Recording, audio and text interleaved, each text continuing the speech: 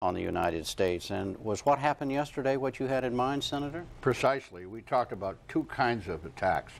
One, the one that we all worry about, attack using weapons of mass destruction, nuclear, chemical, biological, and weapons of mass disruption, which is what we saw yesterday. And we essentially said that these are the #1 threats to this country today. And we laid out a whole series of things for Congress and the new administration to find ways to respond and to prevent and to prepare. Did anything happen after you turned in your report? Things are happening. Whether they're happening at a fast enough pace is hard to say. I don't think anything could have been done quickly enough to prevent today. But there are those in Congress who are proposing legislation to deal with the things that we talk about. And the Vice President is supposed to report in October as to what the administration's response will be to what we put forth. Yeah. Well, Secretary Christopher, the word today from President Bush and others was that, yes, this was a terrorist act, but it was also an act of war. Do you agree this was an act of war and should be seen by the United States as an act of war? Yes, I don't think there's any point, Jim, in quibbling over the word. It's an act of war, and it's a particularly ugly kind of war because the rules of war don't apply here. It's a long and difficult road ahead, very complex. I think we have to be calm and disciplined and very relentless about it, Jim. If it turns out that there's a Middle East connection, then I think we have to take very strong, decisive action. But when we do so, we have to understand that some of our erstwhile friends in the Middle East are likely to be very unhappy about it. I've had a lot of experience with Middle Eastern leaders who claim that there are some ugly people down on their border they just can't quite control, although they control the country completely. So I think we can expect some opposition. That kind of opposition may have economic consequences as well as military consequences. So we've got to be in for the long course. We have to stay the course, and for my money, we certainly shouldn't shrink from it in any way. But we shouldn't be lulled into any kind of immediate aftermath comments, immediate aftermath comments that the whole world is going to support whatever we do if we take action against somebody, right? Absolutely. There will be, in almost all great likelihood, if it's a Middle Eastern connection, there will be doubters and complainers about whatever we do, and that may have some real consequences. But my advice is we have to stand up to those consequences. You agree with that, Mr. Berger, that if anybody thinks this is going to be easy, forget it? Absolutely. The stakes in the fight against terrorism were raised to an entirely new level yesterday. And I certainly agree with Secretary Christopher. American people have to be prepared now for a long-term enterprise here. This is not going to be resolved with one single, swift, and even punishing strike. We need... Oh, why not? Why not?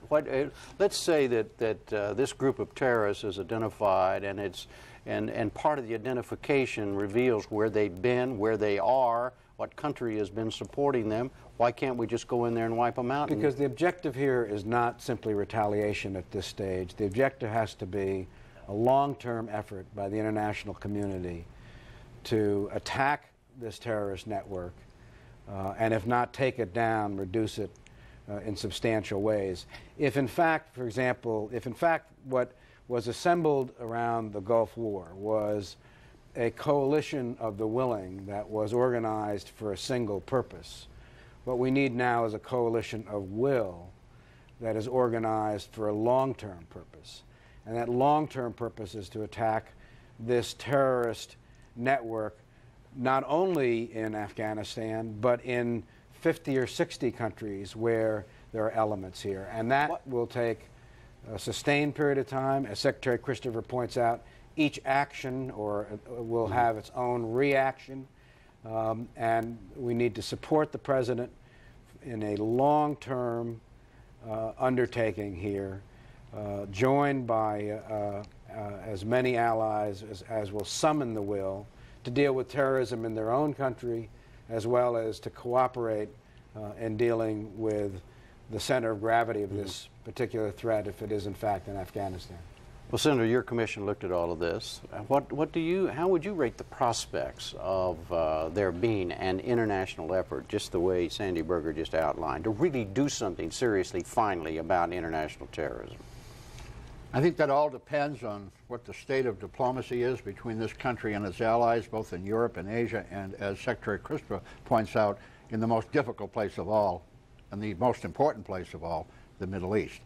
I think it'll be very difficult to get some of those Middle Eastern leaders, who I've had some limited experience with, to agree with massive American action against people they consider their friends for a number of reasons. They have their own domestic politics, which in many cases these governments could be easily destabilized. But having said that, I totally agree with what President Bush said last night. I think we have to identify the particular perpetrators of this act and those who harbor them and make them pay a very severe price for what they did. However, as Sandy Berger has said, this is only the first step. There are so many of these shadowy organizations around the world that the American people have to understand. And the thing that we tried to bring out on our report, this is a new era in American security. This is not the first or the last act of terrorism against the United States. It's the most horrendous. But we have to be prepared for other things, which is why we hope that the government will do more to prepare for response and prevention. Secretary Christopher, why has more not been done about this before now? There's been all kinds of commissions, in all due respect, Senator Redmond, and there have been all kinds of statements by secretaries of state, including you when you were Secretary of State, Mr. Christopher, and by presidents and all of that, and nothing ever seems to happen. Why not? Jim, I think yesterday's events are a wake-up call. Not just America under attack, it's the world under attack. So whatever the failings of the past, I think we're in a different situation right now. And I go even a slight step beyond where Senator Redmond just was. I think we have to go against not only the perpetrators and those who harbor them, but also those who support them. I think that's been the failure in the past. We've seen bombings where we, I think, have tried to get the perpetrators, but we have fallen shy of going after those who supported them or probably supported them. And I don't think we can do that in this situation. We have to dig very deep here. I think the Osama bin Laden solution is too glib, too simplistic for me. This particular enterprise was so sophisticated that it's hard for me to believe that there wasn't some larger organization like a nation state behind it. And so we shouldn't accept any easy solutions to this particular problem. Mr. Berger, you had to deal with Osama bin Laden when you were National Security Advisor, or deal with the ramifications of what he allegedly did. You agree with Secretary Christopher that it's too glib to say, okay, we'll get him, put him out of business, that's the end of this? Well, we can't reach any conclusion at this point, as the President said. I know. But okay. I don't, there is obviously always the potential here that there was some state behind this. But I also don't think we ought to underestimate the sophistication and global reach of bin Laden and his operation. Give us a feel for that, based on what you discovered when you were there. He operates in 60 countries. 60 countries? There are 5,000 to 10,000 operatives who have been through his training camps. They've obviously now learned to operate, in a sense, under the radar screen of our intelligence. I mean, in a way, it's a sophistication by being more primitive, by not using some of the communication techniques that we can easily detect. And we saw a multiple attack in Africa. This is qualitative. At our embassies. This is qualitatively different. My point earlier, though, Jim, is that this is not going to, it may go beyond a single organization, but that's, I suspect, going to be a part of this. And Afghanistan, if that is what in part we're talking about, is a long way from nowhere. It's 1,000 miles from the nearest body of water. It's got Iran on one side, Pakistan on another side, Russia on another side, and Tajikistan on another side. Cruise missiles are not rifles. The last army that went into Afghanistan was the Soviet Union, who lost. Now, we have to, I believe, take decisive action, as Secretary Christopher and the President have said. But we should have no illusions here that the choices facing the President are difficult ones, and we have to be prepared for difficult options here. Flesh that out, Senator Rudman, from your point of view. What difficult things lie ahead, not only for the president, if he makes the decisions, but also for Congress to support him, the American people to support him, and our allies? Well, let me lead off with the first one. If anyone thinks that the kind of thing that's being talked about here tonight is something to be done with a low casualty rate amongst U.S. forces, then they're thinking the wrong way. As someone who has served in combat myself, I will tell you, if we want to undergo an operation to severely limit not only Osama bin Laden, if he turns out to be culpable, but other organizations that are clearly identifiable and well known to Sandy Berger and the U.S. intelligence community, it's going to take a huge American effort involving many people and a great deal of risk. I believe that if you're going to move against some of these terrorist organizations, you're talking about several wings of aircraft, substantial naval presence, and possibly ground troops. We are not talking surgical strikes against these kinds of operations. If we're going to do this right, if we're going to really roll these people up, as I think the American people would support, it's not going to be an easy operation, and nobody should sell it as such. You agree, Secretary Christopher?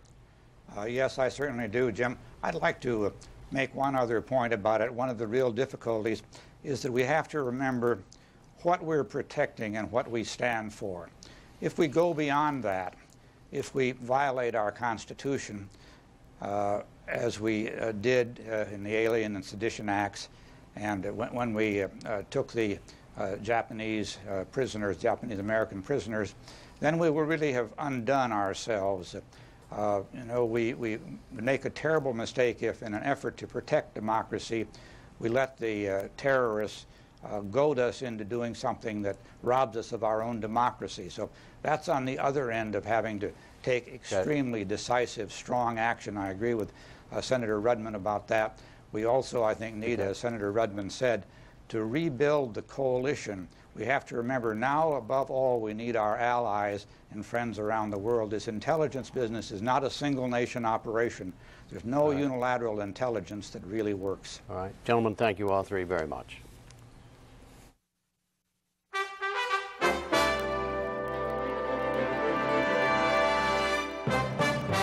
There will be special editions of Washington Week and Bill Moyers later tonight on most of these PBS stations, and we'll see you online and again here tomorrow evening with our continuing coverage of the New York and Washington attacks. I'm Jim Lara. Thank you and good night.